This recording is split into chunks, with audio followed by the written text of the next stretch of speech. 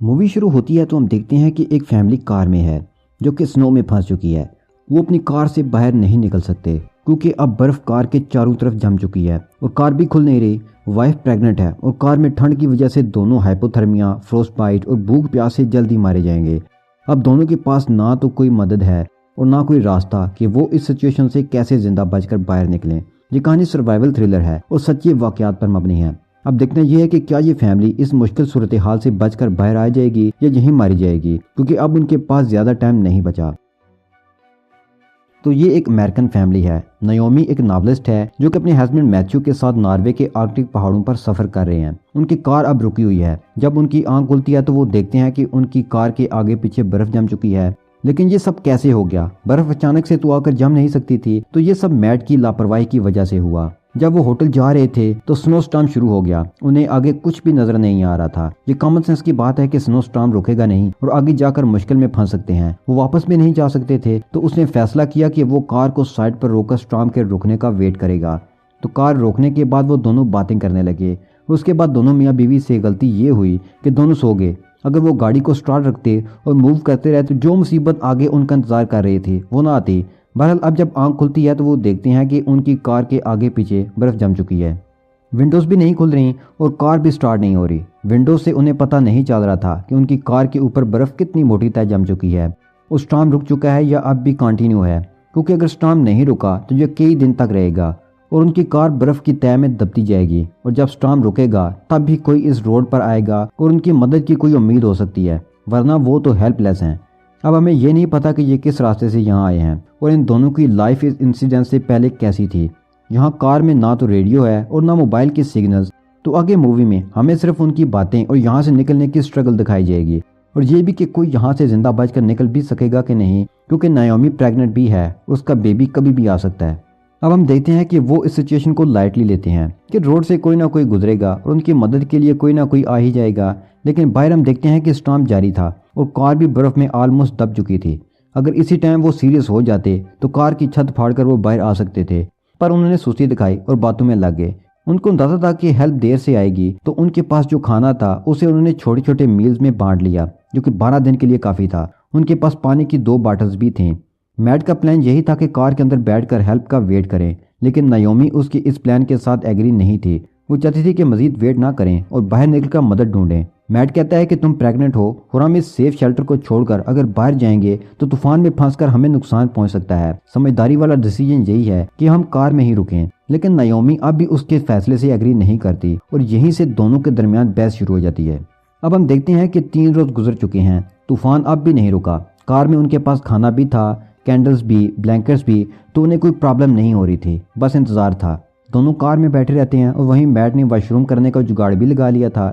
Meat کو اب ایسے فیل ہو رہا تھا کہ ہیلپ لیٹ آئے گی، تو وہ اپنے حصے کا کھانا بھی کم کھا رہا تھا تاکہ وہ نیومی کے لیے بچا سکے۔ ہم دیکھتے ہیں کہ نیومی یہاں کچھ لکھ رہی ہے۔ وہ رائٹر ہے تو شاید وہ اس سچویشن پر بھی کچھ لکھ رہی ہے۔ رائٹر کو کوئی آئیڈیا آئے تو کسی بھی سچویشن میں اس کا پین خود بخود چل پڑتا ہے، اور یہ سچویشن تو کافی اچھی کہانی بنا رہی تھی۔ نیومی بے دھیانی میں پانی پی کر باٹل کا ڈھکن بند نہیں کرتی۔ میٹ کے ہاتھ لگنے سے باٹل گر جاتی ہے، وہ کافی زیادہ پانی ویسٹ ہو جاتا ہے۔ میٹ اس پر غصہ ہوتا ہے اور دونوں کی پھر سے بحث شروع ہو جاتی ہے، لیکن کچھ دیر بعد میٹ اسے منا لیتا ہے۔ پھر انہیں ایسے لگتا ہے کہ کوئی ان کی کار کے پاس آیا ہے اور ادھر کھڑا ہے۔ وہ ہیلپ کے لیے پکارتے ہیں لیکن کوئی جواب نہیں آتا۔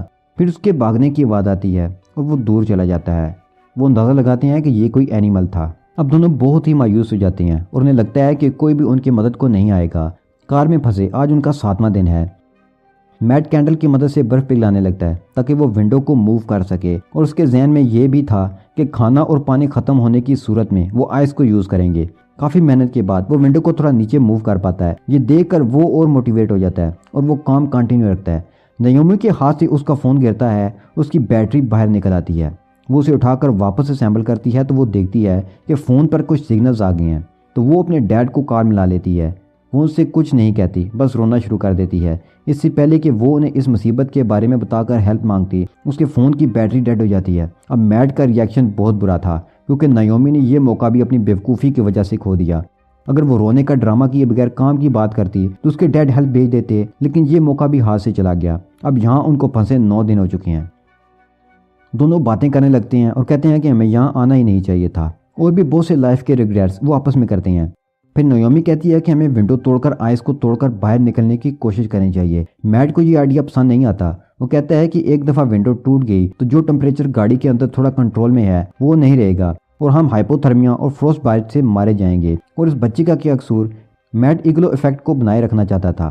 ایگلو ایفیکٹ یہ ہے کہ ان کی کار بند تھی اور ان کی باڈی کا ٹمپریچر برف کے نیچے کار میں ہی رک رہا تھا اور باہر بہت کم ٹرانسفر ہو رہا تھا، تو کار میں ٹمپریچر کنٹرول میں تھا جس میں وہ سروائیو کر سکتے تھے۔ یہاں پھر سے ان دونوں میں فائٹ شروع ہو جاتی ہے اور اسی بحث کے دوران نویمی کی سانسیں رکنے لگتی ہیں۔ میٹ سمجھا شاید یہ سردی اور آکسیجن کی کمی کی وجہ سے ہے، لیکن یہ ان پلز کی وجہ سے تھیں جو نویمی کھاتی تھی۔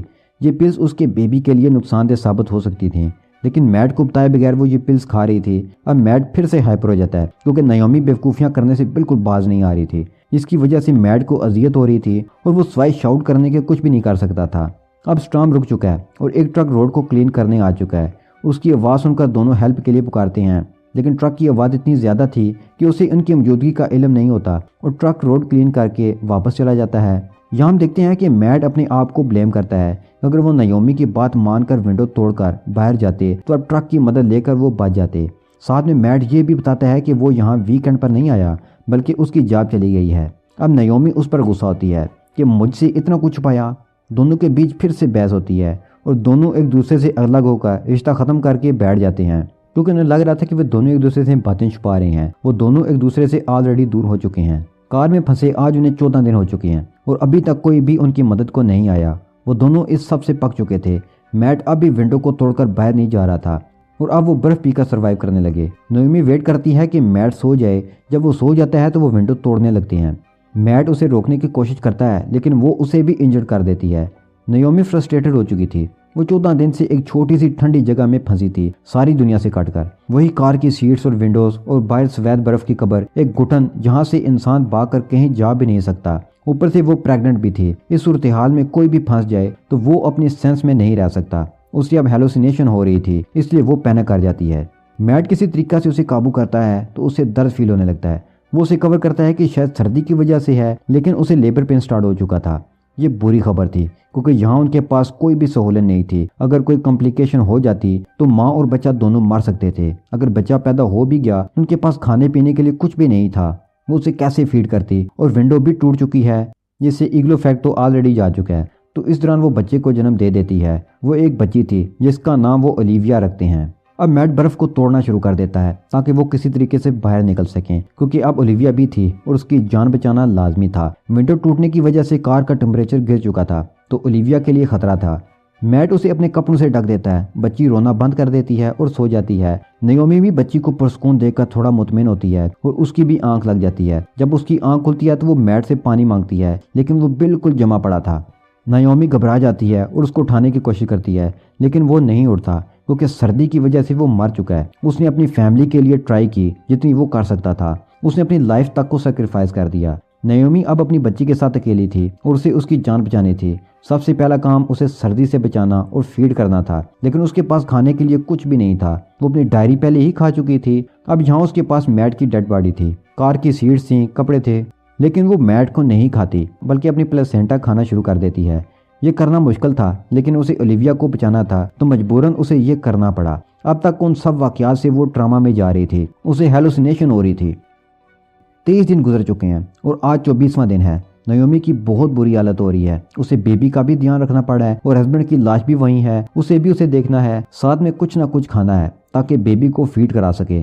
اب ہم دیکھتے ہیں کہ باہر سورج نکل آیا ہے اور برف میلٹ ہونا شروع ہو چکی ہے۔ نویمی بھی یہ نوٹس کرتی ہے اور وقت ضائع کیے بغیر وہ ونڈو سے آئس توڑ دیتی ہے اور سارا سامان اور اولیویا کو بیگ میں ڈال کر وہ باہر نکل آتی ہے، لیکن باہر آتے ہی طوفان شروع ہو جاتا ہے تو اب وہ کار میں واپس نہیں جاتی۔ باہر بھی موت تھی اور اندر بھی۔ اندر تو وہ 24 دن برداشت کر چکی تھی، اب وہ امید لے کر چل پڑتی ہے۔ ہائپوتھرمیا اور فروسٹ بائٹ کی وجہ سے اس سے چلنے نہیں ہو رہا تھا، لیکن اولیویا کی خاطر وہ ہمت جٹاتی ہے اور چلنے لگتی ہے، لیکن اسے سامنے کچھ بھی نظر نہیں آ رہا تھا۔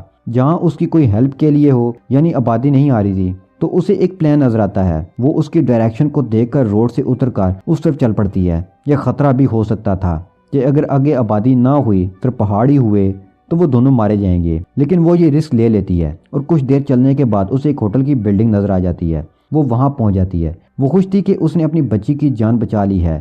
اس نے میٹ کی قربانی کو ضائع نہیں جانے دیا۔ وہ اسے ہاسپٹل لے جاتے ہیں۔ ان دونوں کو ہائپوتھرمیا اور فروسٹ بائٹ نے افیکٹ کر دیا تھا، لیکن وہ ان دونوں ماں بیٹی کا علاج کر لیتے ہیں اور دونوں بچ جاتے ہیں۔ یہ سب اس کے ہسبینڈ کے ڈیسیجن کی وجہ سے تھا۔ وہ کار میں تھے تو ایگلو افیکٹ کی وجہ سے کار میں سیو رہے۔ نیومی آج بھی لکھتی ہے اور اس نے یہ سٹوری اپنے ہسبینڈ میٹ کو ڈیڈیکیٹ کی ہے۔ تو یہیں یہ مووی اینڈ ہو جاتی ہے۔